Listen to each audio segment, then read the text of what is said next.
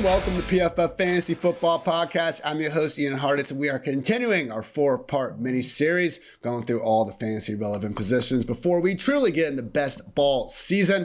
As always, I'm joined by none other than PFF's finest, Dwain "The Rock" McFarland. Dwain, this is going to be our third straight pod. We did quarterbacks on Tuesday, running backs on Wednesday. By golly, it's Thursday. Let's talk some wide receivers. Why the hell not? Yeah, wide receiver, by far, like, it's the toughest one.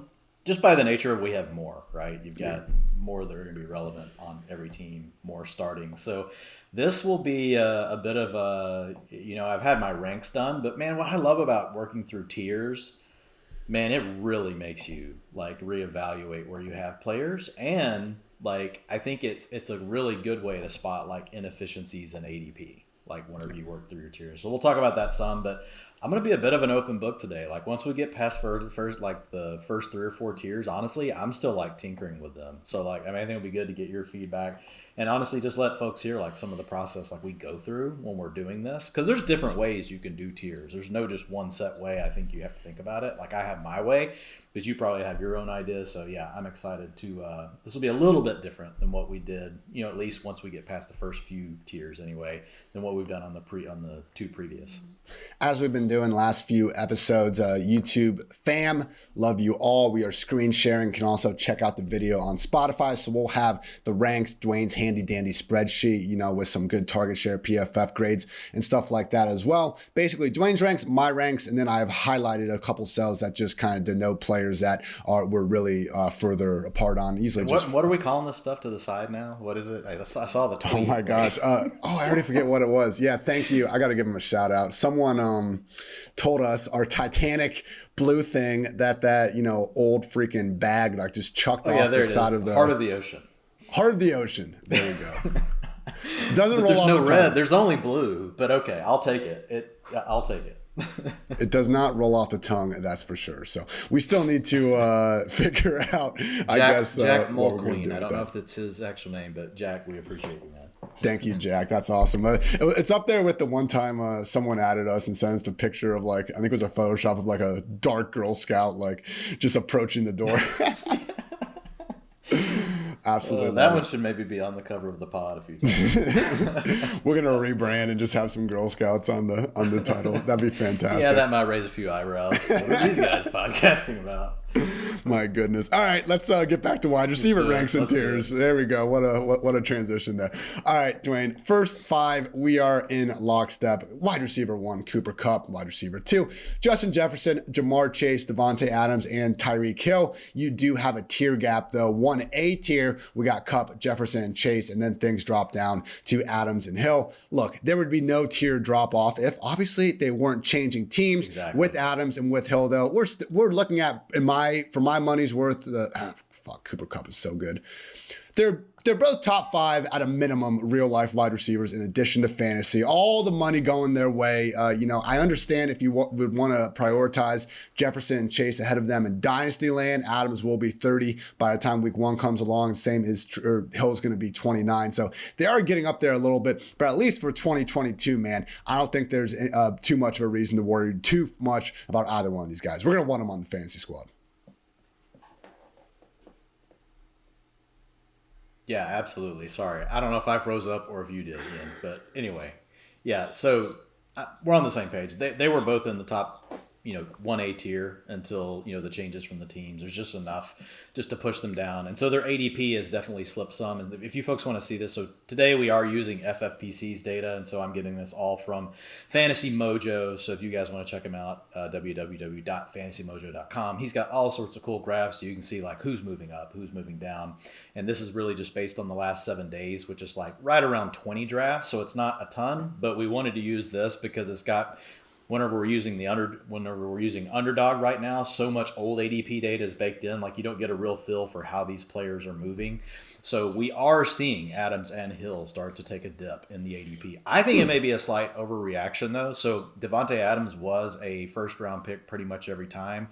Now he's dropped into the mid-second sometimes. Like, if I get Devonte Adams in the mid-second, I'll feel pretty good about that, Ian. Like, I'll even take him early in the second. I'm not going to, force, overexposure on him at that spot. And then Tyreek Hill, I've seen actually slip towards the end of the second in some of these recent drafts, which I think would be, wow, I would love to take Tyreek Hill at pick 210. So still feel really good about both players, but obviously going to new teams. With Devonte Adams, you had the simpatico relationship between him and Aaron Rodgers. I think one thing that I get concerned about is we have seen with Derek Carr, he's much more of he's going to drop back, he's going through his reads, he's not going to force it to any one guy. We have seen Aaron Rodgers over the years basically say, look, no matter what, Devonte, it's coming to you. And I think those days could really be over. So it's just a matter of how many targets is Devonte Adams going to lose between that, plus the fact that he's playing with two weapons that are better than anything else that the Packers had last year in Hunter Renfro and Darren Waller. So again, we mentioned on the podcast on Monday, that's a plus for Derek Carr, but it's a bit of a minus for Adams. But again, guys, it's Devonte Adams, going to be 30 years old this season, 21.5 PPR points per game last year. So what if he's around 18? We're still going to take it. Yeah.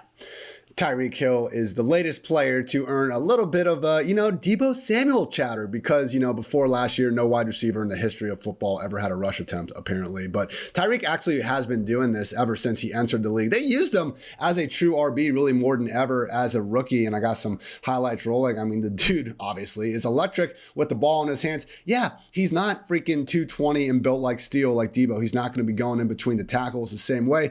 But you know what, Dwayne? In the year 2022, I'm not sure that grinding guys and your best players in between the tackles is the best idea to begin with. So I am looking forward to how Tyreek will be used in this offense. But speaking of Deebo, this is our first real point of contention here. You have Deebo sitting as wide receiver 6. I'm being a little bit of a dick, apparently. Have him all the way down at wide receiver 11. We've discussed a little bit of the rationale behind this where, look, we have Kittle, we have Ayuk.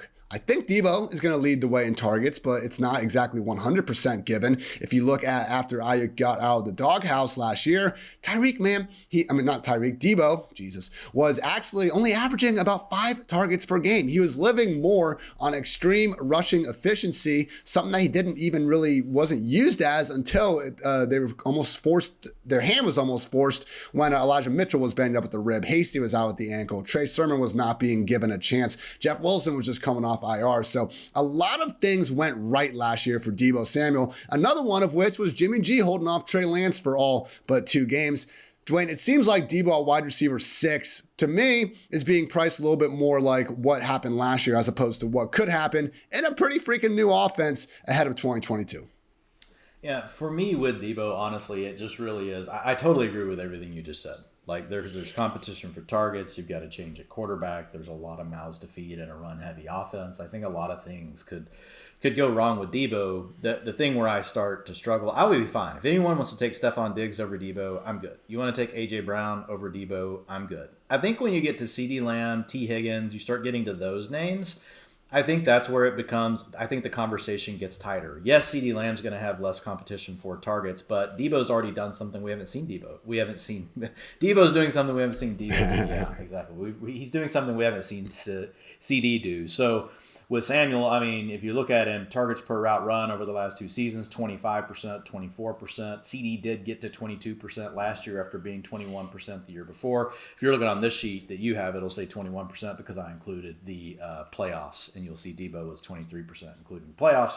But 84.7 and 81.1 receiver grades for Deebo Samuel. So it's like I'm making a bet on the player, but again, I would not blame anyone. If you want to take Diggs ahead of Deebo, there's plenty of reasons. We know Stefan Diggs is a good player, and he's in a pass-heavy offense. And right now, I think he's absolutely the 1A, and I don't even think there's a 1B on his team. I think, it's truly you're taking a step down to a 2B, 2C type scenario. So I wouldn't blame anyone for that. I think they're all really close. I want exposure to all of those players. I don't see myself being overweight on any one of them.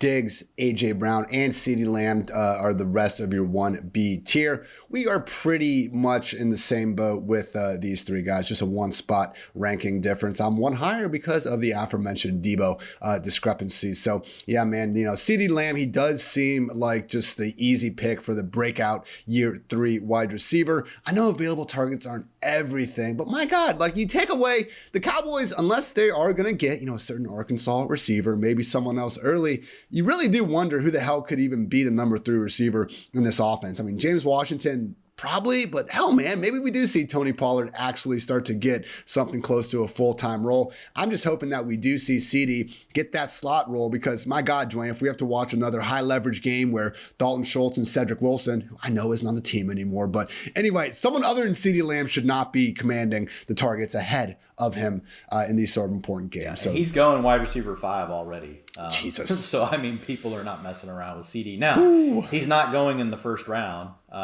He's going 2.6. So it's still, if you look at the range on him over these last 17 drafts, 2.2 to 2.10. And so that, again, that's over the last week. So with Lamb, I feel fine about taking him in that range. So it's kind of interesting. I think you and I, when we first talked about after finishing last year, we thought we might see more receivers push into the first few rounds. I think a couple of events here, the Tyreek Hill event, the Devonte Adams event, has knocked those two guys down. Stefan Diggs, underperforming versus the year before, knocked him out of the first round. So right now, we don't have that many receivers really go in the first round. You just got Cooper Kupp, you got Jamar Chase, you got Justin Jefferson. So CeeDee Lamb, if you talk about him in that range of those players, Adams, Samuel, Diggs, Tyreek Hill, A.J. Brown, I'm fine mixing him with all of those guys in the second round. I'll have plenty of exposure to all of those across multiple drafts. But if I had to pick one guy, like that's where it does get tricky. I haven't truly settled in. But I think if I had to pick one guy between Lamb, Samuel, Diggs, because we've got Tyreek and Adams. I think we agree they're one tier above. Yeah. But then you throw A.J. Brown in that mix, and if you wanted to put Waddle and Higgins in the mix, you could. And I've got them a tier below.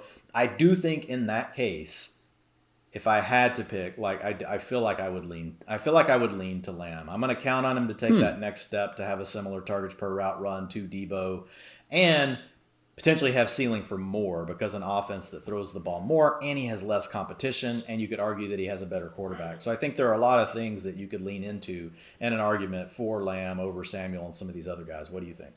I would lean Diggs because I think Josh Allen's the best quarterback of the group here. The Bills are throwing the ball as much as anyone else in the league. And Diggs, I mean, we have back-to-back seasons with over 160 targets. I'm almost wondering if Diggs should just be in that other tier above that we already talked about with Devonte Adams and Tyreek Hill. I mean, honestly, I kind of already I think I just put him there in my mind, and I was really just thinking versus Debo and A.J. Brown.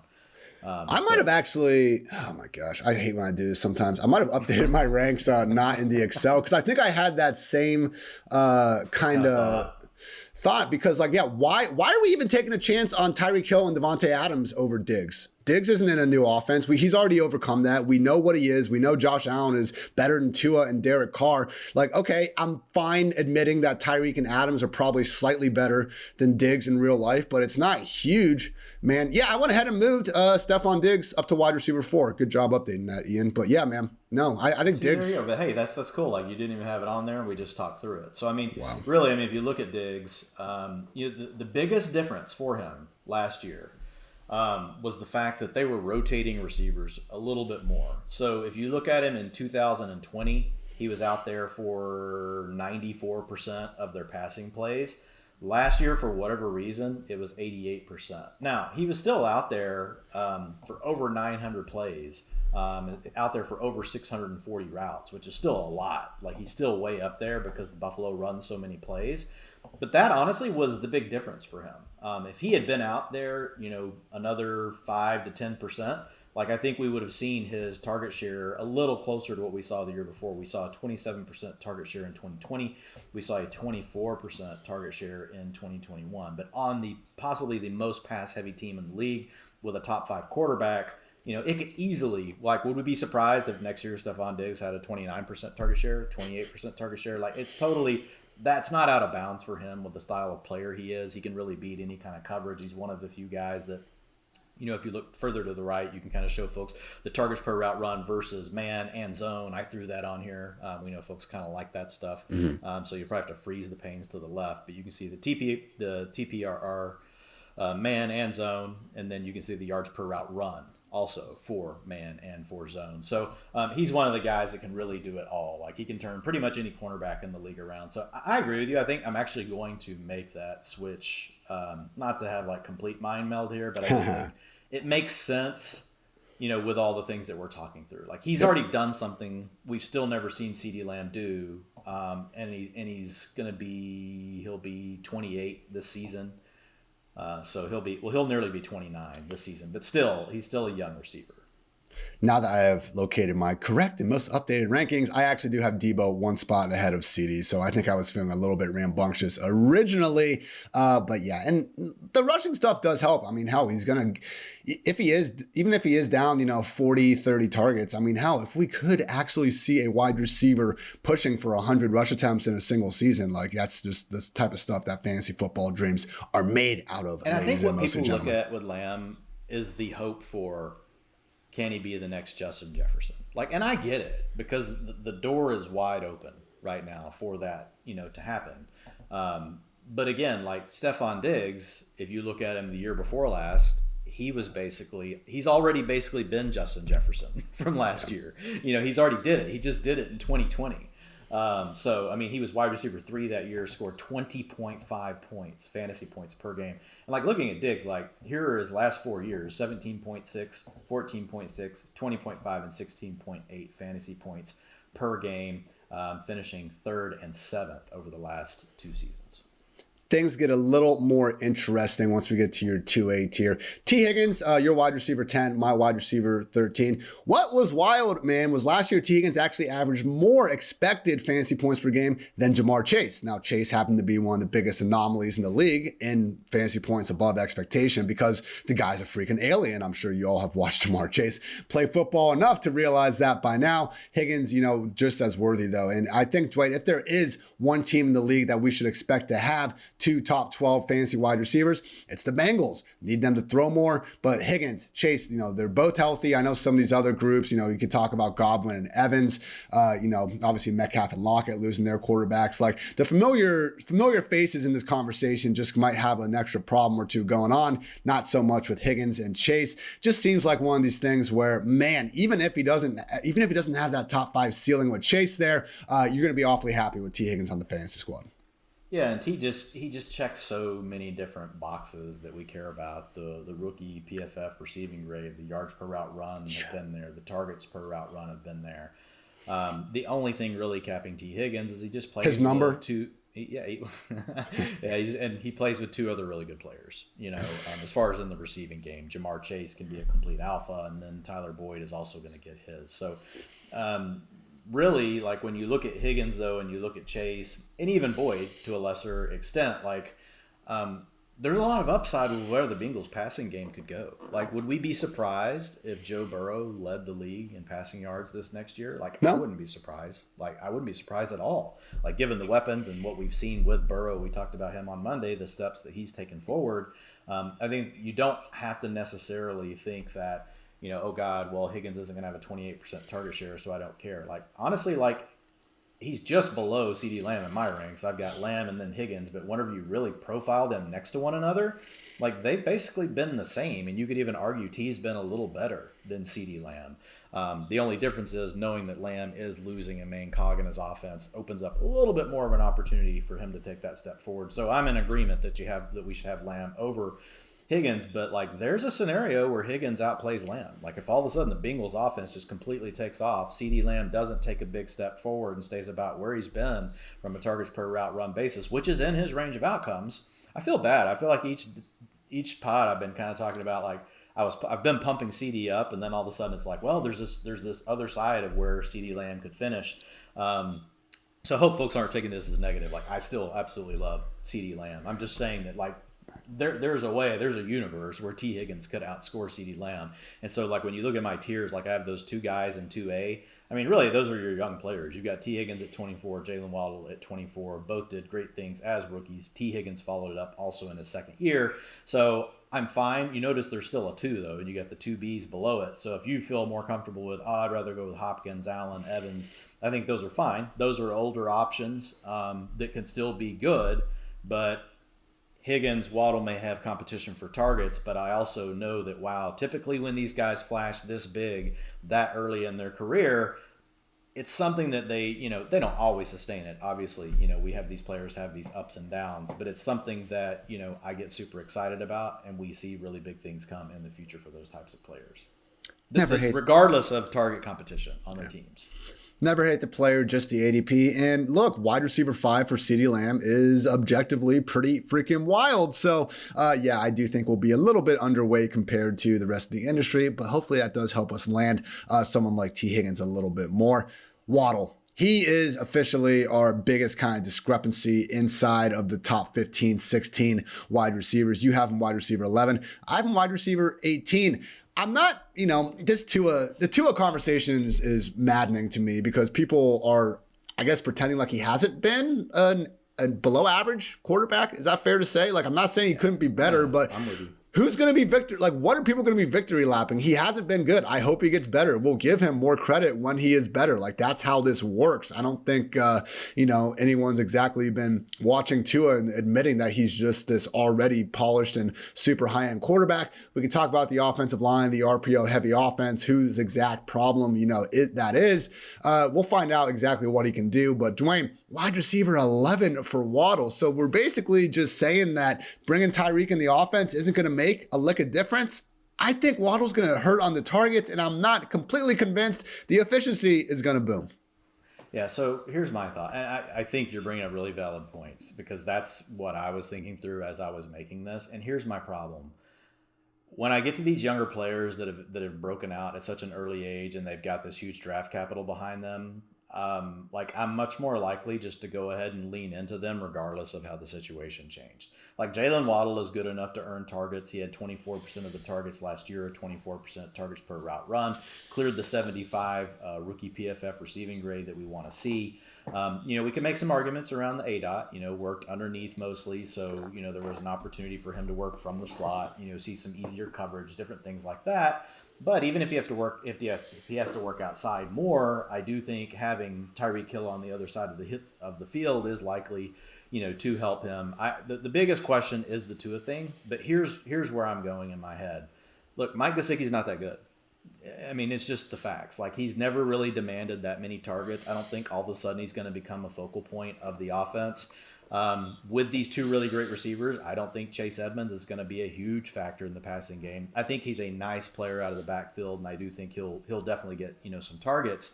But Cedric Wilson is really just an ancillary piece. So what I think is going to happen with this Dolphins offense is you're really going to see probably 40 to 55% of the targets channeled just through these two guys, through Tyreek Hill, through Jalen Waddle. And yes, we are going to have the issue with Tua.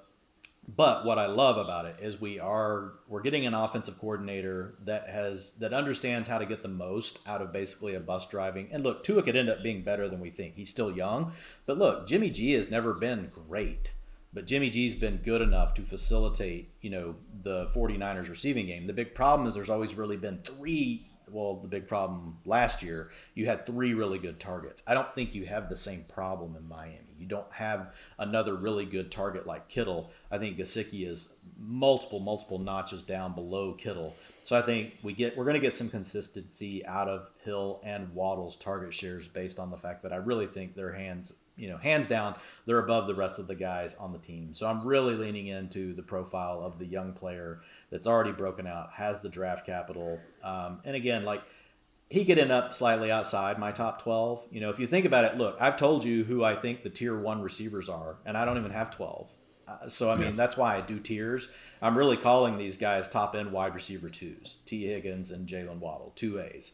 And then I got my 2Bs, which are Hopkins, Keenan Allen, Mike Evans. They're all tier 2 receivers. They can be your wide receiver 2 depending on what you think you want. So in the end, I did kind of make an adjustment. So I don't have T. Higgins and Jalen Waddle in my top 12. They're in my top 12, but I'm not grading them as wide receiver 1s. If that makes sense. No, I hear you. Something weird's going on in Miami. Like, all right, look at their wide receiver room. We agree. Waddle and Tyreek are not leaving the field. Shouldn't, for any substantial period of time. Then we have Devante Parker. Seems like he'll get traded. Let's go ahead and throw him out. Let's say he does get traded, he gets cut, but he is still on the team right now. Then we have Mike Tysicki, who is franchise tagged, but he doesn't play tight end. I beat this dead horse a million times. You all realize that by now. He is a big slot receiver. And then we have Cedric Wilson, who just got $22 million. So they basically have 4 wide receivers now that primarily played in the slot last year. I don't know who's going to be the odd man out. Probably Cedric Wilson and probably Mike Tysicki, man. I think that's the big thing in Miami. Fade Mike Tysicki. He's just going to be going as a borderline tight end 1 in an offense that, to your point, Dwayne, should be exclusively flowing through Waddle and Tyreek.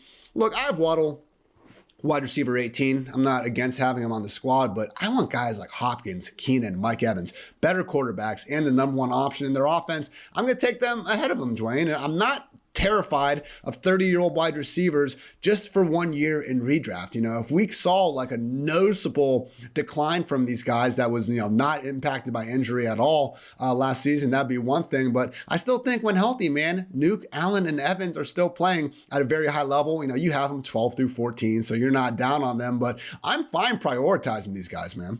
Yeah. I'm gonna want exposure some to all of them, but I'll definitely be more overweight with Waddle than Mike Evans for sure. I treat DeAndre Hopkins a little bit different just because we don't know what we're gonna get out of Rondale Moore. We'll talk about Zach Ertz tomorrow, but he's a fine tight end. He's a placeholder tight end, and he's got good rapport with Kyler Murray. But I think Hopkins is the main one where you could make this argument. Like if you and I are drafting a lot together, and we're gonna be doing this, and we're gonna be getting to this spot in our tier. Yeah, buddy. So I'll be fine. Like if we're gonna take DeAndre Hopkins at times over T. Higgins and Waddle, but as far as Waddle goes, and I think Keenan Allen's next. But as far as Mike Evans goes, I think you can make the same argument. Yes, you do have the elite quarterback, but we have most likely Gronk's gonna be back. You're going to get Chris Godwin back, and they added Russell Gage. And really, Mike Evans, his target shares have been on a decline for the last 3 seasons. So with Evans, I think there's a legit argument to leaning into the younger player in Waddle and embracing it, and definitely T. Higgins. And T. Higgins, I would take over Mike Evans pretty much every time. Like, I want to mix them up some, but I want to buy into that player that by next year, all of a sudden we could be like, wow, they have to be a wide receiver 1 player. I still think T. Higgins and Jalen Waddle could be those players, where I think Hopkins potentially could. I don't think Mike Evans is the type of player we're going to look up by week 6 and go, wow, next year he's going to be a first-round pick in fantasy. I do think that that's in the potential range of outcomes for T. Higgins and Jalen Waddle. And this is not a hate on Mike Evans thing. If you guys have read my work, where I've really dug into where our charters are now charting every single route all the time and looking at his ability to beat man coverage and create separation. Like, he's a way better receiver than people even think. They just spread the ball around a lot for the Bucs, and I think that they're going to continue to do that. And so for those reasons, I would still be willing. I would probably mostly want Higgins and Waddle over Evans, but I would be willing to mix them in with Hopkins and Allen, really, especially Hopkins, because I do think there's still a chance with Hopkins that you could pop a 30% target share year. I think he's that good. With Keenan Allen, I think they're enough. He's a really good player, but I think he's pretty much a 24-25% guy at this point. He does have a great quarterback. So, it's not like target shares are everything. We got to grade the quality of the offenses and the volume of the offenses. But I think Keenan Allen and Jalen Waddle, I think they're pretty close for me. I think they play similar roles, and I think Jalen Waddle's the younger player. I think I had Keenan like wide receiver 6 last year. And hey, if we would have gotten those second half splits when Mike Williams was really relegated to more of a field stretcher, maybe could have worked out that way. Those are big 14 receivers. And again, Waddle's the only one that we're even more than a couple spots off from. I think that's like a pretty good line. It does go through your 1A to 2B tier. Like, I think those top 14, top 13, even if we want to take Waddle out of it, I think you'd be hard-pressed to find guys that have those good quarterbacks, have the volume, and have proven production. It can get really interesting after this, and I think that's demonstrated. You guys get ready. Starting next week, it will be every week Dwayne trying to convince Ian to take Jalen Waddle. Hey, dude, here's the good news. His ADP is falling. Like, if you look over at Fantasy Mojo's stuff, like, there are times now where he's actually slipping I'm just pulling it up real quick. Right now, he is slipping occasionally into the 4th round. So that's the other thing with these players. Like, we're putting them where we have them ranked, but whenever you look at like the range of where they go from an ADP standpoint, you can basically, on some of these like this with Waddle, where you may be a little torn, just draw a line through the middle of it and say, every draft where he goes above this, I'm just not going to worry about it. But in the drafts where he falls past this spot and he's still on the board when he gets to me, that's how I'm going to get my exposure. So when I look at a player like Waddle, like since March 20th, he's gone in the 4th round 1, 2, 3, 4, 5 times. If I had been in those 5 drafts, I probably would have drafted him all 5 times. But in the ones where he's still going in the 3rd round, probably not as likely to be taking Jalen Waddle. So I think you don't have to force these things. Now, I know some of you are saying, well, you guys are degenerates. You're going to draft like 50 teams, and I'm going to draft 5. True, but you're going to have better information whenever it gets closer to being time, for like a lot of the drafts that'll happen in August and September. And we'll probably have a little harder stance on some of these guys then. The 2C tier goes from wide receiver 15 to wide receiver 23. This is where we're really different. I have Terry McLaurin, wide receiver 14, Michael Pittman, wide receiver 15. You're rolling with DK Metcalf, Deontay Johnson, DJ Moore, Elijah Moore, bunch of guys before we are getting to them who you have in the low 20s. Now, same tier, so like we're not completely out of line here. But I guess my question here is, when I look at Terry McLaurin and Michael Pittman, out of every single wide receiver in this tier, they are the most established, locked-in wide receiver ones on their own team. I don't know if I'm just going to bet on the talent of the other guys. Like, look, I think Metcalf, I think DJ Moore, I think they're better at football than Terry McLaurin and Michael Pittman. But McLaurin and Pittman, in my opinion, much higher target ceilings. You could argue, particularly for Pittman, he has the better quarterback than a lot of these guys are dealing with. And there's uncertainty, man. Like, Metcalf could finish number 2 in targets behind Tyler Lockett. Deontay Johnson could finish behind Chase Claypool. I don't think we need to worry about the Robbie Anderson thing with DJ Moore anymore, but he's still there. Elijah Moore, like the Jets were just flirting with Tyreek Hill. Amon-Ra St. Brown, who knows if they're going to add someone high. Chris Godwin has the injury, so he's a little bit different. Why not get Terry McLaurin and Michael Pittman up there, Dwayne? And I'm not saying, I might drop them down a little bit. We talked about this with Saquon Barkley. We're like, I don't want to be so high on Terry McLaurin that people are taking him around before they even need to in drafts, based on the ADP. So from that perspective, I'm fine going down a little bit. But I just see proven, talented wide receivers that are getting quarterback upgrades that are still an undisputed number 1 in their offense. Yeah, so my thought on this tier is I definitely want to mix them up. That's my point in the tiers. I don't feel hyper strong about any of them over the other. Good. And part of where I was at with Pittman is I've already got him at 22 and his ADP is 28. Like, I don't really need to be that much higher to tell people I like him. But if you look at the tier, every receiver in it is between 22. Well, you got a couple of 27-year-old guys and Godwin and McLaurin, but they're still in the prime of their career. But these guys are all young or they're in their prime. The big question that you have with almost all of these is you've got some sort of question in the offense. So for the Colts, how run heavy are they going to be? We've already talked about the upgrade with Matt Ryan. We like it. The Seahawks, are they going to have enough volume? And who's the quarterback going to be? Deontay Johnson, you got a quarterback issue. DJ Moore, you got a quarterback issue. Elijah Moore, we could have a quarterback issue. I don't read too much into the Tyreek Hill thing. Tyreek Hill becomes available. He's better than most receivers in the league, so I think most people are going to be interested in adding Tyreek Hill.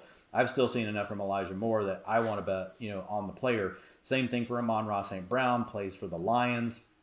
Doesn't have a lot of draft capital behind him, but really flashed in a huge way. Got over the 75 PFF receiving grade that we want to see. That basically has almost been bulletproof. And then Chris Godwin, Terry McLaurin, who we just hit on. But with Godwin, we're coming back from an injury. If he wasn't, Godwin would be higher. And then Terry McLaurin, I'm just not that high on Carson Wentz. Like, I just, the more I've looked at Carson Wentz and looked at his ability at all levels of the field, I don't know how much better. He's going to definitely be better than Taylor Heineke. Like, I give him that, but I just don't think that he's that great. So I kind of look at these guys all the same. They are young players that I think are dynamic talents. I want exposure to them, but they all have questions around their situation. Jerry Jeudy's the same way. Jerry Jeudy's in the same tier. He's got a crowded. His is a little different. He doesn't have a question at quarterback, but he's in a hyper crowded offense where literally you could make an argument that Tim Patrick's going to get 18%. Albert O's going to get 16%. Cortland Sutton's going to get 21%, and Judy's stuck at 19%. That's that's huge. That could really be in his range of outcomes.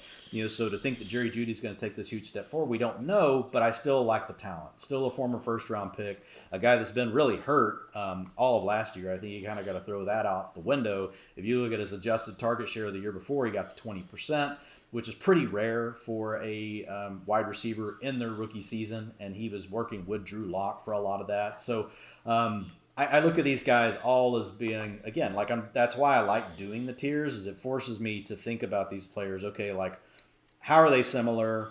How are they different? Why am I tiering them this way? But to your point, I really wouldn't have a problem. Like, if we got, say you and I were drafting together and we got to pick whatever, we're in the 3rd or 4th round, and it's like we're staring at all these guys, and you're like, hey, I really want Terry McLaurin. I would say, okay, I'm fine with that. But next draft, I would be like, hey, we can't do Terry McLaurin every time. Like, we need some exposure to Elijah Moore. We need some exposure to Amon-Ra, St. Brown. Obviously, 1 or 2 of these guys in this tier, they're going to hit. Like, they're going to hit big. I just can't tell you exactly which ones are going to be the ones, but their profiles are all good. So you're not really going wrong by drafting any of these players. If Garrett Wilson or Drake London go to the Jets at 10, are you dropping Elijah Moore at all? No, just because I think Corey Davis is the guy that hasn't done enough. Elijah Moore, whenever I look at what he did, 24% targets per route run, 1.75 yards per reception, 73.8 PFF receiving grade, just missed the 75. And we know that he didn't have the time in training camp, with Sam Darnold, got hurt early in the season, battled through injuries late in the season. I don't even think we've seen a fully healthy Elijah Moore. Like, I've seen some people talking about, oh man, get what would scare me more would be as if they drafted Garrett Wilson, because then I feel like you kind of have 2 similar players. Whereas if it's Drake London, I feel like, okay, great. Like, you got this kind of mega possession receiver that can do a lot of things, push the cornerback down the field, come back on the comeback route. You can have Elijah Moore running more of the deep crossers, the go routes. You can get him involved in some of the, don't want to use the word Debo too often, but this is the same scheme that the 49ers use. Get him more involved around the line of scrimmage. I think those 2 guys would be really complementary to one another. And the 2 tight ends that they added aren't enough for me to get too worried about it. I do like Michael Carter out of the backfield. We'll have to see what they do in the draft. So I'm not going to move Elijah Moore down too much. But what I will say, I'm not drafting Elijah Moore right now whenever I am doing my draft. So when we do one next week, if Elijah's would really have to slide. And the reason why is because if the Jets do add a receiver, and there are a lot of rumors around it, and Daniel Jeremiah is one of the guys that's actually coming out and pumping up Drake London, he has strong connections to Joe Douglas, who is with the Jets. Like, he was a scout for him. So certain beat reporters and certain guys that are doing these mock drafts, whenever they have these strong connections to these GMs, we're kind of getting a better tip of a potential hand that's going to be played versus just some of your normal mocks. So I think the beauty of it is, once Drake London, if he goes to the Jets, then you get to draft Elijah Moore at a discount. He'll probably fall 1 or 2 rounds if that happens. And then you can go ahead and gain exposure, because I don't think it's a huge deal for Elijah Moore if they add Drake London. I think what it means is Corey Davis is going to the Pine. If that's the thought process behind it, okay. I don't think the Jets need to use that number 10 pick on a wide receiver. I don't think they have to either. I think Corey Davis can still play. He also, and Berrios is good in the slot. I'm fine going to war with more Davis and Berrios, at least for now. Yeah, I agree. All right. After Elijah, we already talked about McLaurin and Pittman. The Judy Sutton thing is interesting, and I think we've talked a little bit about it before. We are starting to see those price tags get driven up, though. Jerry Judy looking like wide receiver 20 ADP. Man, I saw him on Underdog. I think he's still going a little bit later, but obviously they're catching up. Underdog's just not updating quick enough, and there's so much backdated data on it. We need to reach out to Hayden and just ask him for sure how it works. I mean, somebody probably will end up, send us a DM today or something on Twitter telling us how you guys are super smart, sharp players. So, but looking at it right now, I just wanted to pull up for you Jerry Judy, and I had sent you a quick shot. But again, if you guys want to see this kind of stuff, I'm not going to show it because it's Fantasy Mojo's proprietary stuff. You need to go pay for it, but it's free. They're really good tools. But Judy was going between the 7th and 9th round all the way up until March 6th. You get the Russell Wilson trade. He shot up now where he is typically going he's going in round 4 to round 5 now. So, I mean, he is really shot up. And then, if I do the same thing for Cortland Sutton slightly behind. So Cortland Sutton, like on FFPC, is wide receiver 26. Jerry Judy's wide receiver 20. You obviously have an age gap between those two guys, and that's a big part of it. If there's a question, typically you'll find players will lean into the younger guy. Doesn't necessarily mean Judy's going to be the better one than Sutton. I think we could totally see it work the other way around. But yeah, Sutton's did the same thing. He was essentially hanging out between rounds 10 and 11, sometimes round 12 for the most part. Mostly 10 and 11 was where he was being drafted. And now, whenever you look at Sutton, he is pretty much rounds. He's got a little wider range than Judy right now, but like you're talking rounds 6 through 8 is where Sutton's now going. So both guys like making like a 3-round jump once the Russell Wilson signing occurred. Are we not putting enough potential concern behind Russell Wilson generally deciding not to throw the ball over the middle of the field? I feel like that's going to be Judy's wheelhouse, working out of the slot, being the intermediate guy, which is great for a lot of quarterbacks, but we've seen those passing charts, man. It's a lot of blue in that middle area of the field. Russ has, historically been liking to go down the sidelines to our guys like Sutton and Tim Patrick. So we'll talk about Patrick a little more later. He's free, but yeah. Yeah, I say it will be a true test because the scheme that Russ is going to and Nathaniel Hackett, which right now we don't have a ton of information on it, but it sounds like really the roots of it will be LaFleur's offense. And we know LaFleur's offense is really a branch off of Sean McVay / Kyle Shanahan. They attack the middle of the field quite a bit. So I think a lot of this still comes back to the weapons you have. And there were plenty of times where Tyler Lockett was working the middle of the field. It's just by the time that Russ just decides to drop him a dime, like he's already made it all the way over to the left hash, and Russ has bought time, and now he's dropping that over-the-shoulder make it rain throw right in the bucket on Tyler Lockett.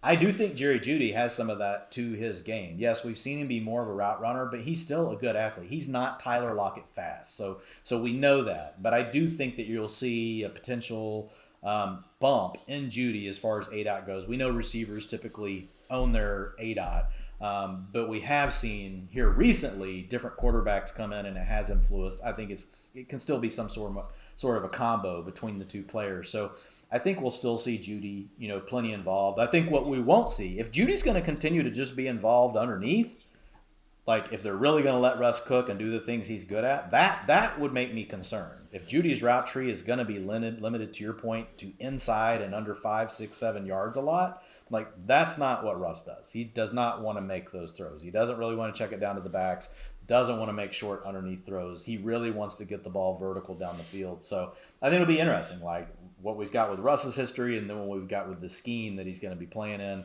And you could argue like he was supposed to adopt that scheme last year. But it didn't really work that way either. So after Judy, starting off your 3A tier, Devonte Smith, wide receiver 24. I have him wide receiver 35. One of our biggest discrepancies, Dwayne. My God, I could fight you right now, man. Break your freaking glasses, you 4-eye freak. All right, sorry. Anyway, looking at Devonte, man, we actually got a little news this morning. I didn't see the exact context of it, but I think it was Nick Sirianni, indicating they're probably going to do similar to what got him into the playoffs, and that is be one of the more run-heavy teams in the league. It's not out of the question that Jalen Hurts could improve as a passer. I'm not completely ruling it out. Does have quite a bit of a ways to go. And Dwayne, with those 3 first-round picks, I think they are like 15, 16, and 19. It sure would make a lot of sense if they go ahead and add a first-round wide receiver for the 3rd consecutive year. Obviously, only have added Zach Pascal to probably take over Jalen Reagor's role in the offense right now. Why go with Devonte over some guys like Marquis Brown, Mike Williams, Michael Thomas, who probably have a higher overall target potential, and I think you could argue they're playing with a better quarterback too. Yeah, again, just leaning into we don't see many rookie receivers get over that 75 PFF receiving grade. He's got early first-round draft capital behind him, 23% target share. Look, the thing that held Devonta Smith back last year was not Devonta Smith, it was the Eagles' offense. And so I think the thing that we have to consider is there's a range of outcomes on the Eagles' offense. Like, they could be run heavy, and that's probably what we're expecting them to be. But that is also last year what allowed me to draft Marquis Brown on multiple teams. Because there was like, I'm not drafting Marquis Brown. Screw that dude. The Ravens are just going to run all the time. And then what happens? All hell breaks loose, and all of a sudden Marquis Brown, which people have already forgotten because he's the next guy in the tier for me. Look, he was a few drop touchdown passes. And I know people will say, well, fine, you got to count the drop touchdowns. I get it, but drops are not sticky. Drops can change from year to year. He could all of a sudden go this year and not drop any balls. I know Brown's had a few concentration error, type issues dropping balls over the years. But with Devonta Smith, man, look, it's just, whatever we're calling this, the blue sapphire or whatever it is over to the right. Like, look, he does everything. He works deep. He's got the explosive plays over 40%. And for receivers, that's 15 yards. Remember, running backs, it's 10 yards. Targets per route run. I just feel good, about what I see from Devonta Smith, overall. So I feel good about him. Still a young player. I would rather take him over some of these other guys that are in the next tier down that are a little behind, because let's face it, like some of these guys, I know what their ceilings are. Whereas Devonta Smith, I still think there's an unknown after Devonte Smith. Smith. We talked Marquis Brown a little bit, Amari Cooper, Cortland Sutton, Mike Williams. I have him wide receiver 24. Dwayne, you're just a little bit lower, wide receiver 28. ADP right now sitting at wide receiver 23. So last year, Mike Williams was the wide receiver 17 on a points per game basis. Now it was awfully volatile. Got to $20 million per year. He's back in LA. He should be the undisputed number 2 wide receiver for Justin Herbert. Coming off an 1,100-yard season, I'm not sure why Mike is just not getting, I think, as enough respect nationally as maybe some other players have been putting up these sort of numbers throughout his career.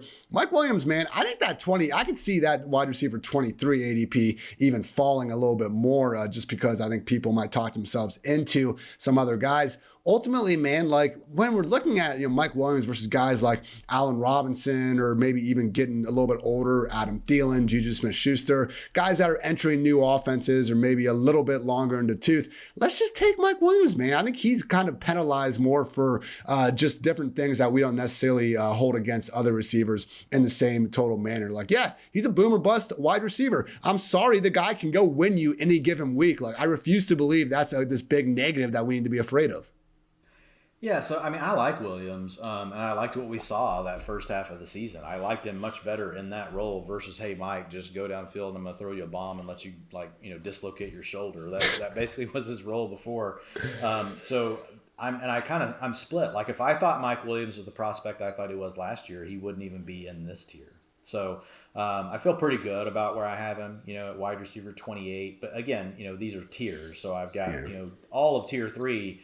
Devonta's in there, Marquis Brown's in there, but now you got really more of the veterans: Amari Cooper, Cortland Sutton, Mike Williams, Allen Robinson, Michael Thomas, Darnell Mooney. You could argue Mooney, deserves to go on the other tier, above as one of the younger players. But with Williams, the only thing is we've really only seen this 1 year. He's only been over 20% targets per route run one time in his entire NFL career. He's also he's never really been great from a yards per route run standpoint. So it's like, I think Mike Williams is a nice player. I like the offense he's in. I like the pass heavy nature of the offense. I like his quarterback. So those are the things that honestly push Mike Williams into this tier for me. If he didn't have all those things, if I was just counting on Mike Williams, the talent, I would still probably be a little bit lower, just because I don't know what to do with that first 6 weeks last year. Like I don't know what to do with my hands. I don't really know how to quantify, because there is part of me that says, well, if it was due to injury because he got hurt, and that's really what caused him to not get near as many targets down the stretch, because really his ADOT didn't change. It wasn't like all of a sudden they were like, oh, just go deep again. Like, they were still using him more like Mike Thomas. And so if they do that again, and it was due to the injury, I do concede the fact that, like, Mike Williams would be top 15. Like, last year, by week 2, where were we ranking Mike Williams in our weekly ranks? Wide receiver 1. He was in the top 12. Yeah. So it's totally, in that range. I feel pretty good about where I've got him. Like, FFPC's got him going 23. I've got him at 28. But he's in a tier where he easily fits right there with the rest of these guys. So, yeah, I like him. My long-term has not really been that great, has never lived up to his early draft round capital, but definitely flashed big early last year. Allen Robinson, we saw what a change of scenery to be Matthew Stafford's number 2 receiver did for OBJ. Now that is looking like it'll be the case for A-Rob. Still got to see if OBJ is going to be coming back. But with that torn ACL in the Super Bowl, you would at least imagine that he's not going to be out there on the field, for the first month or so of the year. I don't know. Maybe he does recover. Great. Either way, even if OBJ does come back, we would tentatively expect Robinson to be the number 2 there to start off the year. Is that enough, Dwayne? Because let's face it, Allen Robinson was not good last year. Now, he didn't get as many targets as normal, but Darnell Mooney was in that same situation. He was able to put up bigger and better numbers than anything Robinson could attest to doing. He is getting a little bit older, but man, we cannot overstate just how great this is for him to finally get to play with the first above average quarterback of maybe his life, man. I need someone to go start crunching like the numbers and the data with who Allen Robinson's high school quarterbacks were, because we can go back to Penn State and we see how bad it is. I want to know, like, best quarterback since fourth grade when he was getting to play with, Jake from across the street. I want that kind of analysis out of Rams reporters, if you guys wouldn't mind. I have A-Rob, wide receiver 31. You have him wide receiver 29. We're just a little bit lower than the ADP right now, wide receiver 27. I think ultimately, man, you can say a lot of the similar things for Mike Williams, where, yeah, we're looking at a clear-cut number 2 receiver, but we know they're good at the game, and my God, let's just invest in these offenses. Yeah, I agree. And with Robinson, he's kind of the opposite of Mike Williams. Mike Williams has kind of really been subpar. So, by the way, we just said I said he's the same. You say he's the opposite. Well, so that's awesome. But it's just a flip. But the logic is still the same. Mike Williams, It's like, hey, what we saw for the first 6 weeks doesn't necessarily match his career, but what we saw for his first 6 weeks, it is the way Joe Lombardi runs his offense. And we know that there was an injury. So that upside is true. It's not – there's a good chance it wasn't just a complete flash. And he gets used that same way again. And now his talent, maybe it's always been there and now it's truly uncapped. Allen Robinson is the flip side of that, where up until last year, he had really always come through, even with bad quarterback play, whenever you really looked at like his underlying metrics that he can own, like as the receiver. And then last year, though, we really saw those drop off. Now, the quarterback play was a challenge. The offense was a challenge as well. He played through injuries. So on him, it's a separate question. Like, do we think he's really the old Allen Robinson that was always good? Or do we think Allen Robinson, has hit a cliff? So it's just like, it's kind of like the other side of the coin kind of thing. And so when I look at Robinson, the big issue for me is even when he was out there, and this is where like the targets per route run type thing are really handy. Look, if you have 3 receivers playing the full year and they play all 17 games or nearly 17 games, you don't need targets per route run. You just look at their target shares. But for a guy like Allen Robinson, where he missed 4 games, he played injured through others, targets per route run really helped give us a better picture. And it dropped down to 18%, where it had been 24% and 25% in the years before. Yards per route run had been 1.82, 2.86, and fell down to 1.13. So we know, obviously, the fantasy production had been there, because in 2019, he was the PPR wide receiver 7. 2020, he was the PPR wide receiver 9. That's 15.9 and 16.4 fantasy points per game. So it's just a different question. Do we think that Allen Robinson is really still residing within his body? And it was just a year of injury, a year of just so many things coming together, Matt Nagy really just being on the way out. I think there's a lot of ways you could give Allen Robinson a pass, but I think you do, in some range of your outcomes, have to acknowledge that it could be Allen Robinson hit the cliff, because we do see players hit that cliff at 29 and 30 years old. Typically for receivers, like it's 31, 32, but we do see some of them all of a sudden, like we've seen it with Des Bryant in the past, like it could happen. So you just have to acknowledge it, and you kind of have to embrace that as being within the range. But like, if it's still there, to your point, like, dear God, like how much of, like, can we even compare the other quarterbacks that's played to Matt Stafford? It basically makes Matt Stafford God. Like if we compare the other quarterback, like those guys like are not even, we can't even mention them in the same breath as Matt Stafford. So that side of it gets you excited. Obviously, with Robinson, you already mentioned it. He'll be 29 this year. So, I mean, not completely over the hill, but he is getting up there in age. So I think that's kind of the dichotomy. And again, why I put him in a tier with these guys like Mike Williams. Next 3 wide receivers, I think, are the cheapest clear-cut number 1 pass game options you can get. Now, there's the Giants, there's the Jaguars, there's some other teams with cheaper number 1s, but we have some uncertainty there in terms of who's actually going to lead those teams in targets. Michael Thomas with the Saints, Darnell Mooney, Bears, and obviously Brandon Cooks with the Texans, I do think are ingrained as that number 1 option. Now, we got to see what, Michael Thomas is like after really not having played much football over the past 2 years. Also, adjusting to Jameis Winston under center. Darnell Mooney's going to be in an offense that you would really, really like to think at some point Dwain will add another wide receiver, but my God, I guess we can't put anything past this Bears organization these days. Either way, Mooney, you can cry about his draft capital all you want. The guy's put together back-to-back more than solid NFL seasons and is once again projecting as that number one option. Brandon Cooks just keeps on keeping on, putting up one upside wide receiver two season after another. Good one, man. I think all three of these guys are just awesome targets, man, because again, I see like why we have other dudes ranked in front of them, but each of these players, we'll see how long Michael Thomas is kind of in that wide receiver 3 range. I know he's already starting to creep up into the top 24, which is where I have him, but Thomas, Mooney, and Cooks, man, these just seem like the epitome of guys you can draft far closer to the floor than the ceiling. Yeah. And I think Michael Thomas is the one like that stands out to me as really having the most upside, because if we get, and obviously look, he's going to be some lesser version of the last Michael Thomas we saw, because he is going to be 30 years old. Really haven't seen him play football in a year and a half now. But knowing that Traquan Smith's back, never done anything. It ain't happening for Traquan Smith. Callaway is fine, but probably just a complimentary receiver. Deonte Hardy, formerly Deonte Harris, really to your point, pops and all these other metrics, but he's not an every down player.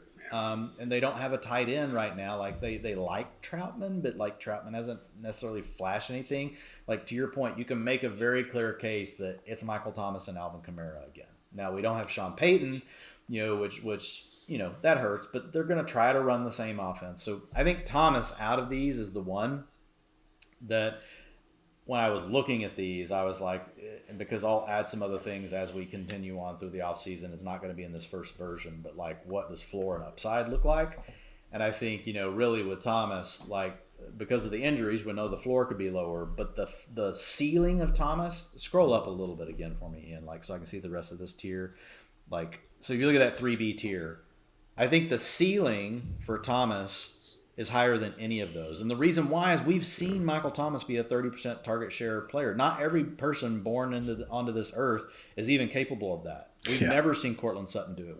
Amari Cooper's had a million years to do it, and he's just now 22, and he still has never done it. Mike Williams has never done it. We already talked about him. Allen Robinson has gotten close.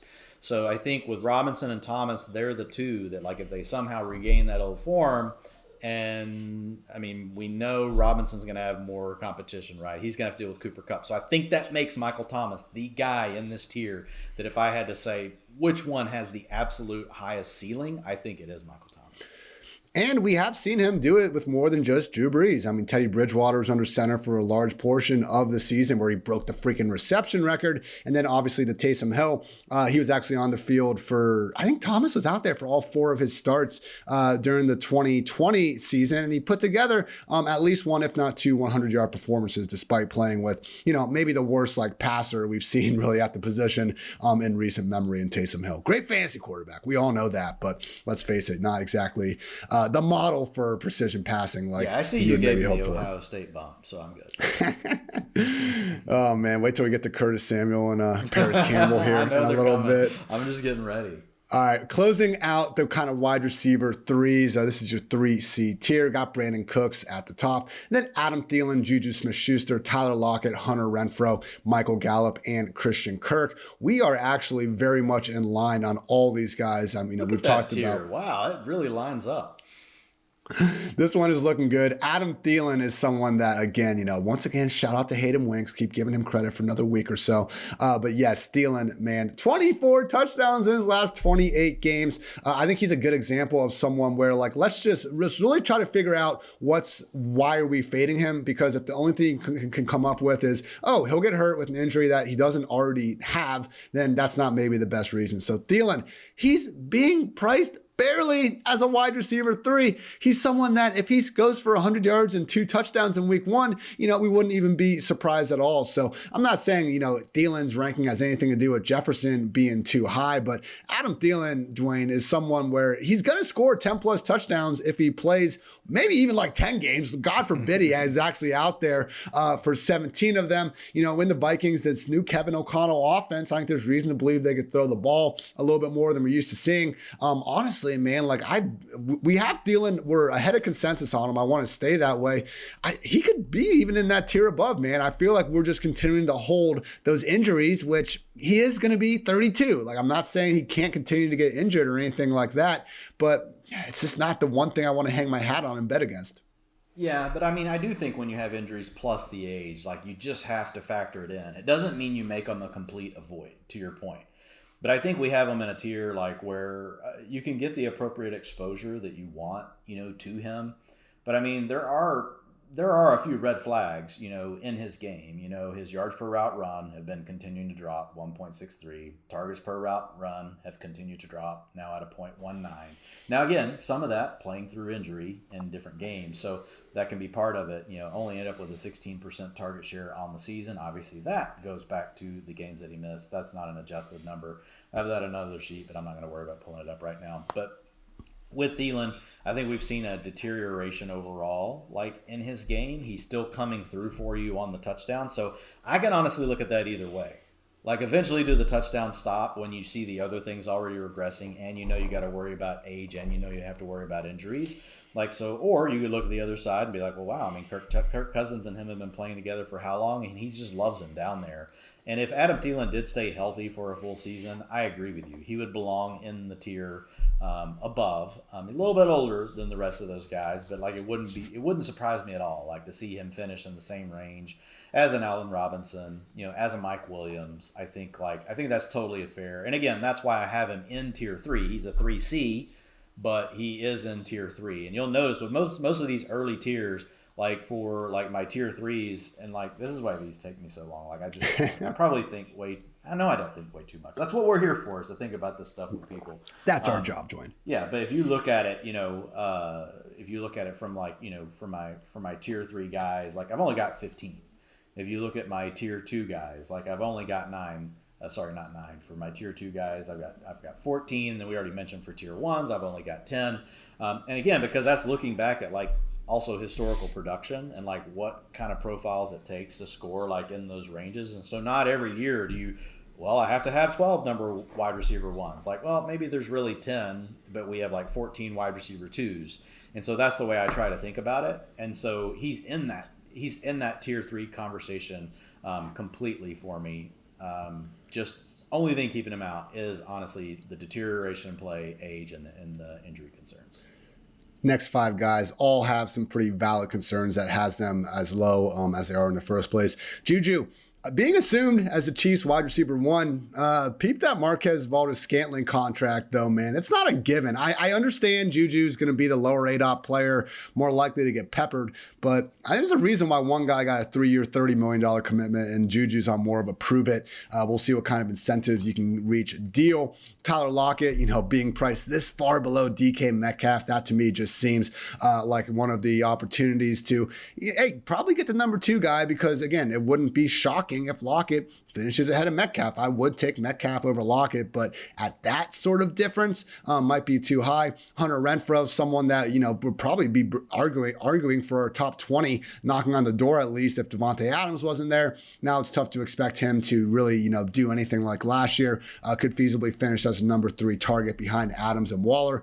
Michael Gallup, someone that I think if we get some better news about his health, he could be up there kind of in that Mike Williams area, kind of, as more of an upside wide receiver 3 as opposed to a borderline. Need to see how that ACL recovery is going. And then we got Christian Kirk, who it's man, you paid him that much money. I would hope you have plans to use him, but honestly, in Jacksonville, who the hell knows? Out of those 5, Dwain, Juju, Lockett, Renfro, Gallup, and Kirk, similar range, same round. Who would you most like to go after? Honestly, I'm not crazy about any of them. I think based on the volume we're projecting for them, Lockett, I just don't really want much to do with the Seahawks offense. No. I do think that, Metcalf is clearly above him because he's in his absolute prime. We got Lockett going into age 30 season. I agree, the delta between them is kind of large. And so they may end up much closer in fantasy points, together. But I think that as their ages, as Lockett continues to age and Metcalf's truly hitting his stride, I think at some point you will see them start to separate, and that could be this year. But it may not matter because that offense could be so terrible. Renfro, we loved him. We know he's going to be on the field more. I bet he's out there still now for over 90% of the routes. He still has a shot at probably a 20% target share, but there was an upside for 30% that's now gone because you've got Devonte Adams on the offense. Michael Gallup's coming back from an injury. Christian Kirk, you just mentioned, it's the Jaguars. Like Christian Kirk, if Trevor Lawrence takes a big step forward, maybe it could happen for him. But at the end of the day, Christian Kirk's really never shown to be more than like a number 2 receiver, a number 3 receiver on his own team. Has never really demanded that super high target share. Same for Juju. Juju was great early on in his career. And I know a lot of people want to lean back into that. But, you have to pay attention to these trends. Yards per route run have gone from 2.17 to 2.08 to 1.49 to 1.29 to 0.88. Dude. And the film's even worse. And the film's even worse somehow.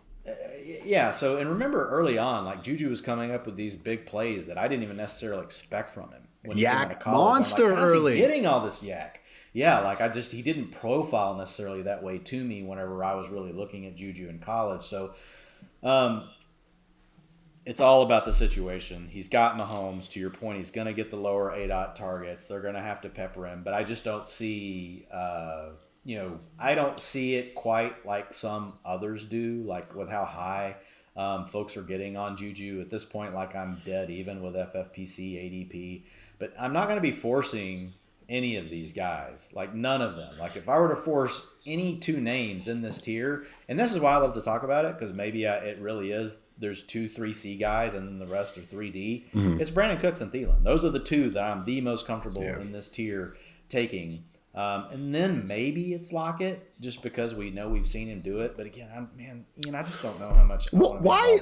How come we're hesitating so much on Gallup? Because I think a healthy version of Gallup, which I know that's part of it. But let's say he does come back. The Cowboys gave him $60 million over 5 years. I think they're feeling pretty confident that he's going to come back to the version of himself that we've seen. Gallup versus Cooper, I don't think is that big of a difference in the year 2022 in terms of who's better. I'll give Cooper the nod, but I think if Cooper was back on the Cowboys being set up as their number 2, he'd be someone that would be a good 10, 15 spots ahead of where Gallup is going right now. Having Gallup in there, this was almost similar to Tampa Bay last year, Dwain, where when each of AB, Evans, and Godwin were healthy, it was problematic for all 3 of the guys. Same thing in Dallas with CD, Cooper, and Gallup. Now, in both instances, we didn't have to worry about it that much. But taking Cooper out of the picture, Gallup, to me, out of this range, is the one that actually could all of a sudden be someone where, hey, if Dak Prescott enables 2 top 24 wide receivers, that wouldn't shock me at all. Yeah, no, it wouldn't me either. So with Gallup, it's just a matter of we just need to hear more about his health. Okay. Where is he going to be, because it was such a late injury, and we're the news is positive right now, but we really won't know probably for a couple more months, really where he's going to be at and what that's going to look like for the beginning of the season. But I do agree, with Gallup, and the other thing you're getting is you're getting a younger player. He'll turn 27 this next season. So is that right? No, he'll turn. He'll be 26.6, when the season starts. So yeah, you're still getting a younger player. So I'm with you. I like the idea of Gallup, and that's why I got him up into that tier. I had originally had him down a little bit lower, but I wanted to give him, the benefit of the doubt that he's going to be close to ready for the beginning of the season. But if the news gets better and better, I think that's a play. And again, I don't think Gallup's, I've watched him so much. I like him. I don't think he's a dominant player. I think he's a great perimeter option that Dak loves to go to whenever he sees man coverage. Scroll to the right, on Gallup, if you can highlight him, you'll see his targets per route run for man, are the highest, the highest on the Cowboys, that 27%. So Dak definitely likes him. He's you get man coverage 35% of the time, 40% of the time. So he'll be one of Dak's top options whenever he sees that type of coverage. So I think there's definitely going to be value. It's just how healthy can he be? I don't think, watching him, I don't think his game is complete enough to really be a 25%, 30% target share guy. But look, I mean, you got to leave room for error in these things. Like we have guys every year that break out all of a sudden that have been that kind of player, and now you're like, oh wow, they just got a 25% target share. And I think it makes sense with the Cowboys just given all the mouths that have left with Amari Cooper, Cedric Wilson. And I just don't think they need to continue to feed any kind of targets to Zeke. Get Pollard more involved, get a little more to Gallup, Schultz, and obviously, let's just let Lamb cook. Can check out Dwayne's wide receiver tiers on PFF.com. And again, I published my full 2022 ranks on Monday. So if you want to go back, just get an eye on these exact numbers. You can check out all those. And hey, why not get a PFF subscription while you're at it? Using code FANTASY to save 25%. Get all the locked article content or NFL draft guide, completely unlocked mock draft simulator, 2022 free agency rankings, data and grades from the entire 2021 season, all that and so much more. Again, support the pod. Use promo code FANTASY for 25% off any sub. And also, people, the only true guaranteed quality pickup this season is Manscaped, the leaders in below the waist grooming with Manscaped Performance Package 4.0. Your skill position will be sleek and smooth enough for a sub 4.340. Support us and head to manscaped.com and use the exclusive code PFF at checkout for 20% off and free shipping. Again, that's 20% off with free shipping at manscaped.com and use code PFF. Turn your Mr. Irrelevant to a first round pick with Manscaped. All right, Dwayne, that is the top 38. Top 36 is the wide receiver 3 stuff, but you decided to be quirky and original and make it a top 38. So I wasn't going to. I can't help it. Like, it just doesn't always fit. Like, you're going off the profiles, not like, oh, I got to, make it fit in the 36. You got I only have 10 wide receiver ones, so sue me.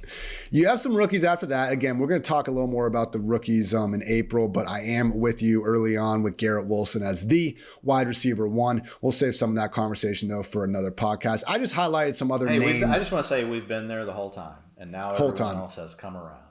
Funny how that works. Now. Yeah, it was all Drake London. No. Then it was Traylon, and then now everybody's finally like, oh, Garrett Wilson. Yeah. And I like all these guys, so nothing against these other two.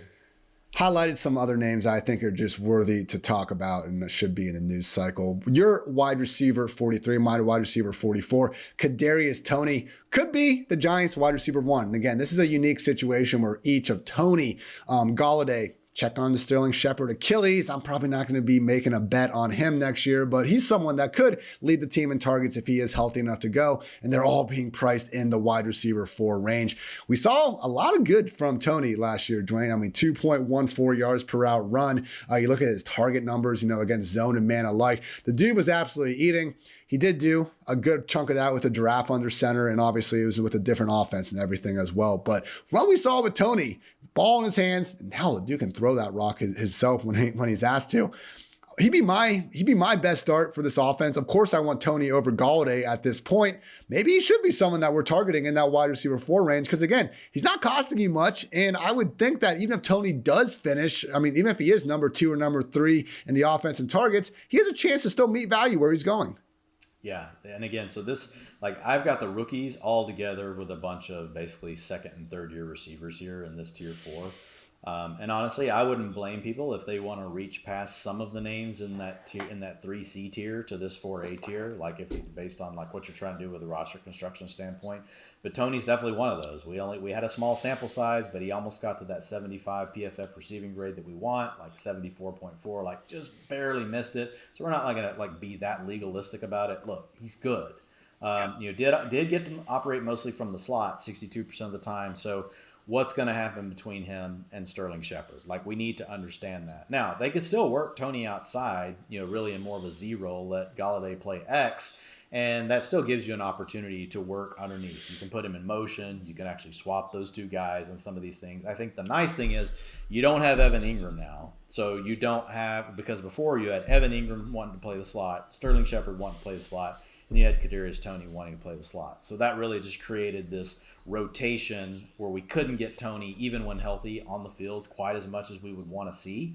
But man, the 27% targets per route run and the 2.14 yards per route run, those are just elite to go along with the PFF receiving grade. So I love him. And then just, he's with this tier with Ayuk, Claypool flash 2 years ago was not bad last year. Rondale Moore, we know we're getting the coach speak coming out. Oh, we're going to actually use him in the Christian Kirk role. He's not just going to be he's not going to be tethered to the line of scrimmage. Thank you, Cliff Kingsbury. Now let's actually follow through on that. Let's not just do generic coach talk.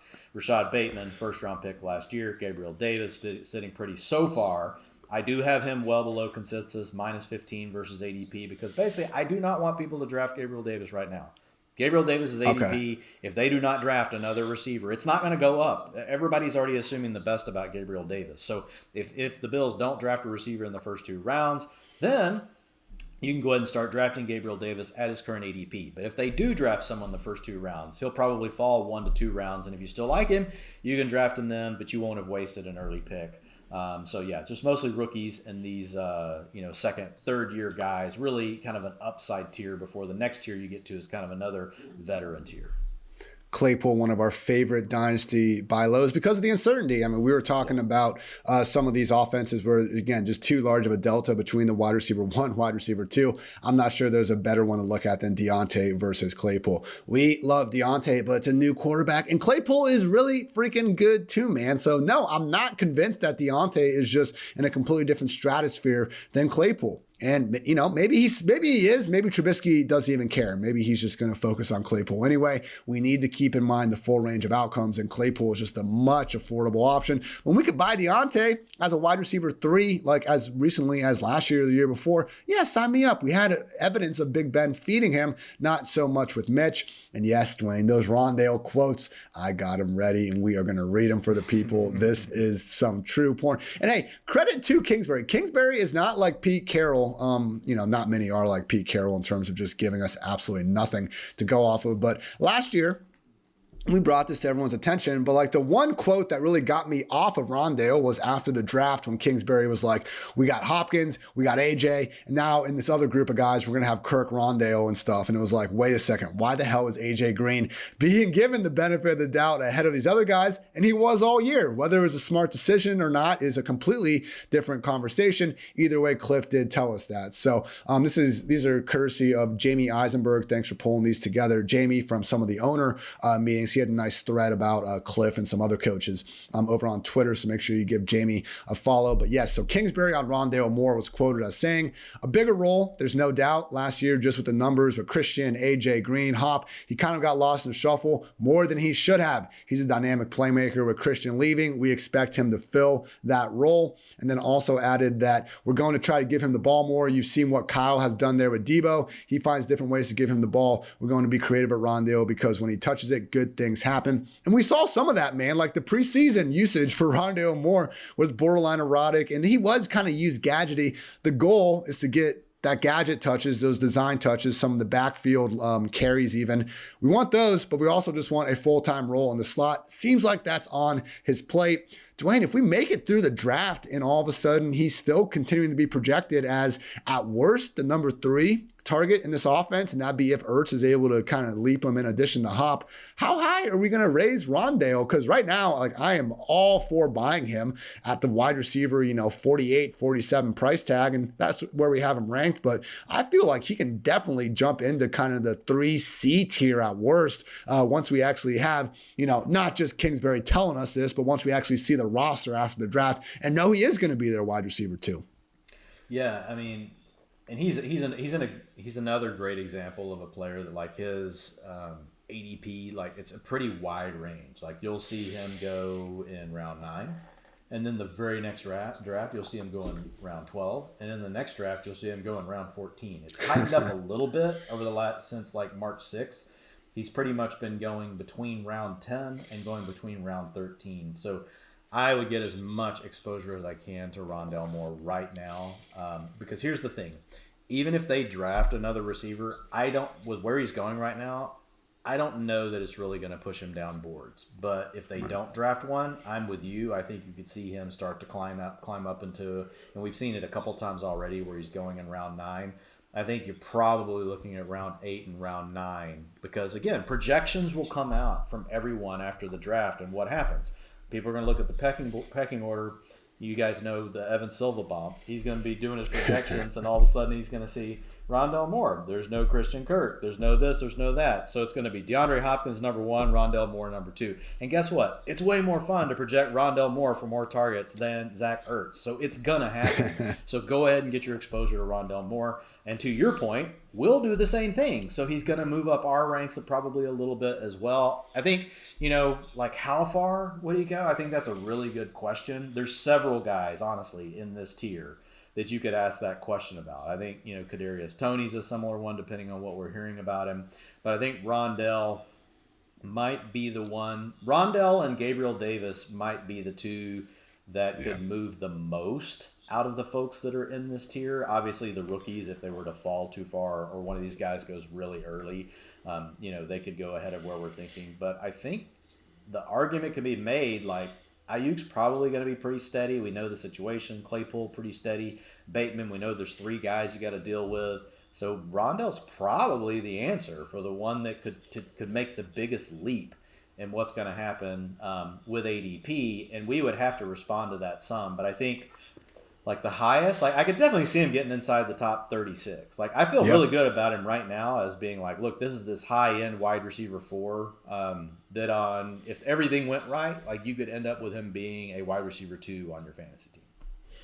I think I'm being a bit of a hypocrite here, Dwayne, having Gabriel Davis like all the way up at wide receiver 33 for me and Rondale wide receiver 47, because as things stand, I mean, the hope and the reason why I have Gabriel Davis that high, and I understand what you're saying, like you will bring him up the board if he is in fact going to be Josh Allen's number 2 pass catcher, which we'll find out really after the draft if that's going to be the case. But I'm giving him the benefit of the doubt because that is the case right now. Just like that is the case for Rondale Moore right now. We just need to see exactly what Arizona is going to be doing there as well. But yeah, priced as a wide receiver for Rondale Moore. Definitely be trying to scoop him up. Best ball drafts of all shapes and sizes. Will Fuller, someone that isn't signed right now, but I think if he lands in the right situation, we could see him flying up the ranks. I do like the idea of, taking some shots on him in best ball. Just a couple more guys to quickly gloss over. Curtis Samuel, someone that's going, well outside even the wide receiver 5 range right now. The season started tomorrow. He would be the number 2 wide receiver in Washington. Also has that potential to, wait for it, let's keep saying it as many times as we can in the podcast, have a Deebo Samuel-esque role, getting some carries out of the backfield.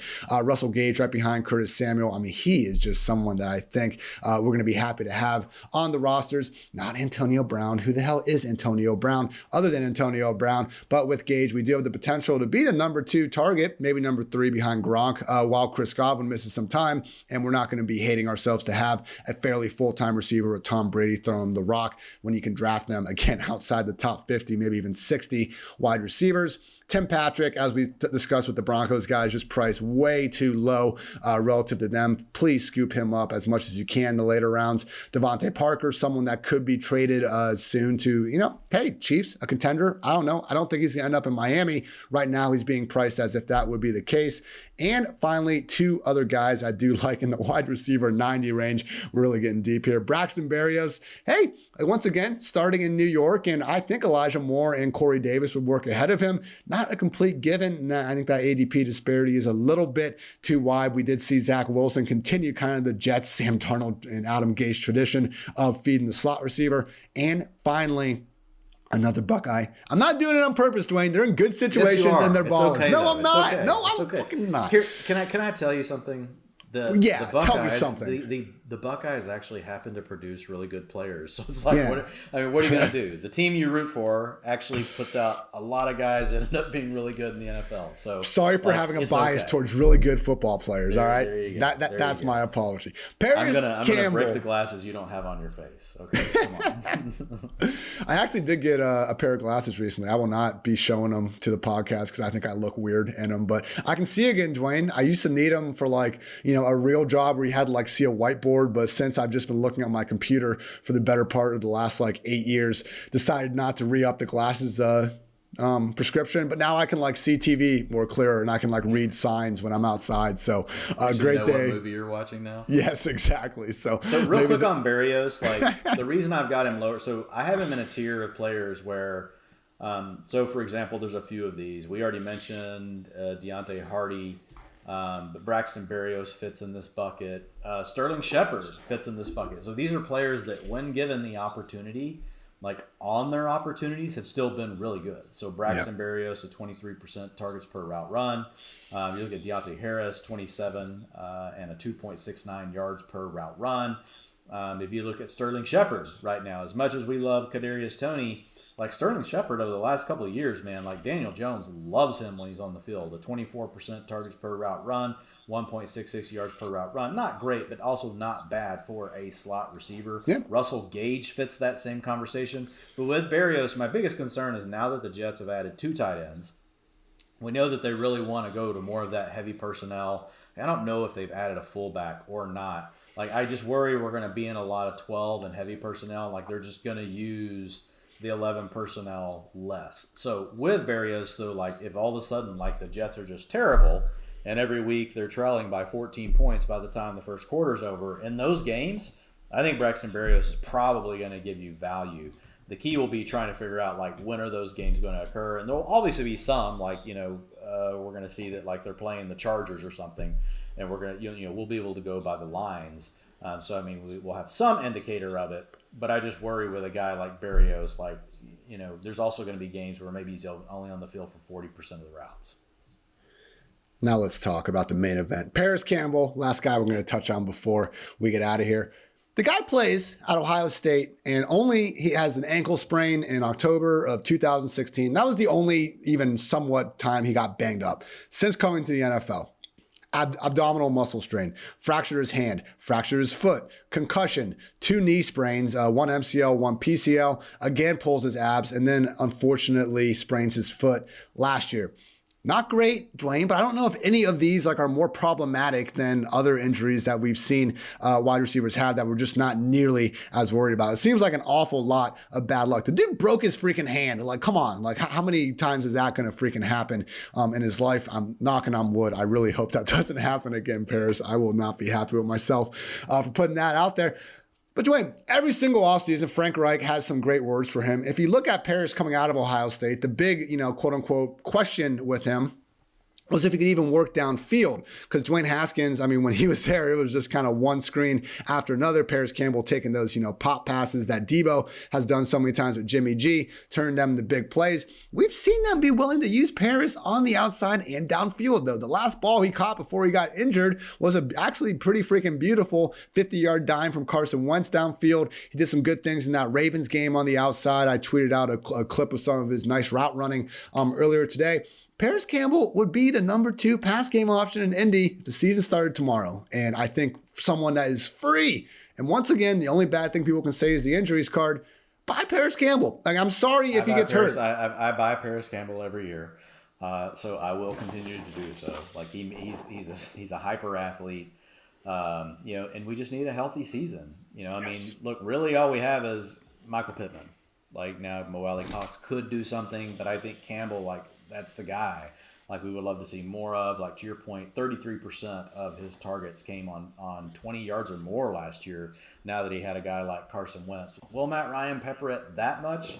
Maybe not, but Matt Ryan still, he's an anticipation deep thrower, right? He's not a guy that's going to sit back there and hold the ball for 3.5 seconds and then crank one down the field, but he still can get it down the field. So, and then when you look at the explosive play rate, so those are plays of 15 yards or more, 40%, which is really healthy. So I think there are definitely things to like about Paris Campbell. And the thing I love about a guy like Paris Campbell, especially like in redraft, I like him okay in best ball, but what I love about him in redraft is, like, you get to look at him for a couple of weeks. If it's not right, you can just move on. With best ball, like, you have to think through some of these players a little bit more, because you can't be sitting in a situation where immediately in week 1, you just have 4 zeros, right? Sitting on your roster, like, already, because attrition is going to knock more players out, like, as the season goes. But with Campbell, to your point, like, really, if they don't draft anyone else, like, I kind of think the Colts, I feel like they should add a weapon. Like, that should be in their plans for the draft. We'll see what happens. But if it's not like a day 1 or if it's not, I don't even know what all the Colts picks are. I don't have it in front of me. But if it's not an early pick, like, I think that bodes really well for Paris Campbell. And to your point, he's free. Like, so I definitely like that. Zach Pascal is now a member of the Eagles. T.Y. Hilton's a free agent. I mean, Ashton Dulin, Kiki Cootie is apparently on the Colts these days. Desmond Patton.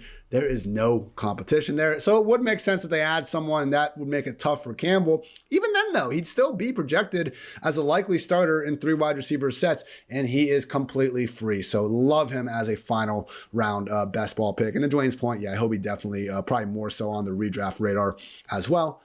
But that's going to wrap up this edition of the PFF Fantasy Football Podcast. Dwayne, we got tight ends tomorrow. I think we've all, learned, at least we have. I hope some of you have. I've learned a lot here about the positional landscape, in the post-free agency cycle we're living in. And then we'll be actually drafting and really starting to hammer these suckers down starting next week. Anything else you want to go off your chest, Dwayne? Everyone can find your tiers on pff.com, obviously. Yeah, so running back tiers went up today. You guys can obviously check out the podcast that went up yesterday for that. Quarterback tiers are up. Wide receiver tiers, I'm writing now. I've been tweaking my tiers as we're going. So I'm working through that. So they'll be up either tomorrow on Monday, and then tight end tiers will be up early next week as well. And then I will be looking at some strategy stuff, really talking about these are the players that if you're drafting right now in best ball, they're probably priced as high as they should be, avoid. But here's a group of players that are truly probably only going to go up in ADP, and then 1/3 group is kind of if you're, it's like a straddle. It's okay, I'm going to get some exposure because it could go up, but I'm not going to overdo it because it could go down. So a perfect example of that is Michael Carter right now going the 7th, 8th round. If they draft another running back, that's going to slip some. If they don't, it's going to go up. So you want at least some exposure, to a guy like Michael Carter right now. You're not going to get out of hand with it. So those will really be the 3 groups, and that'll be something that we can also apply for whenever we go into our drafts next week, because we want to do them for you guys because we love you, but I also am here to win and win freaking money, because that's why I love fantasy football, is I am very competitive. As you can see, Ian, he's got the 2 belts sitting out up top up there. I'll put some checks back here behind me so I can hang with Ian. But no, super excited about doing those and getting into some of these working through tiers and all this really just sets us up for the strategy stuff. And to your point, offline, I know we've talked a couple times, really getting in and doing a bunch of these drafts, it'll be cool for people because we haven't even done one together yet. And it takes time, as you really practice, and we get to put our convictions to the test because we're going to be on the clock, and we're probably going to be wow, you know what? We don't really like anybody we have in this tier. Well, that says something about that tier. Either you need to go back and get more comfortable with it and really say, okay, no, it is right, or your gut is correct, and you're you know what? Now that I researched it more, so-and-so shouldn't be in this tier. These 2 players shouldn't be in this tier, and that's why I keep wanting to skip them when I get to a draft. So I'm excited about what we'll be doing over the next couple of weeks, and I'm hopeful that everyone else will love it too. For Dwayne, I'm Ian. Thanks for tuning in to PFF Fantasy Football Podcast. Until next time, take care, everybody.